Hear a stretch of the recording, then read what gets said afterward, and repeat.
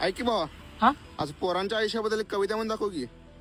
पोरांच्या आयुष्याबद्दल की आम्ही पोरं जन्माला आल्यावर लोकांच्या मध्ये जो आनंद होतो तो बिनकामाचा आमच नाही. की आम्ही पोरं जन्माला आल्यावर लोकांच्या मध्ये जो आनंद होतो तो बिनकामाचा आमच नाही. कारण त्यांनाही माहित असतं आता घरच्या जबाबदाऱ्या सांभाळणारा आलाय, आता चिंता करायचं कामच नाही.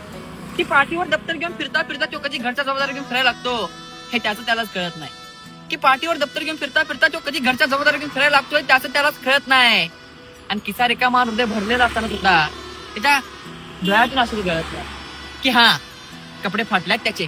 त्यालाही वाटतं आपण नवीन कपडे घ्यावं, पण खिशात पैसे असताना सुद्धा तो आता नवीन कपडे घेत नाही.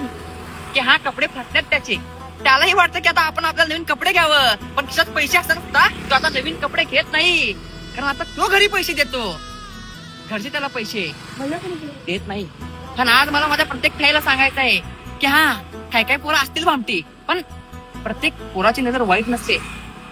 की आज मला माझ्या प्रत्येक ताईला सांगायचं की हा काय काय पोरं असतील भामटी, पण प्रत्येक पोराची नजर वाईट नसते.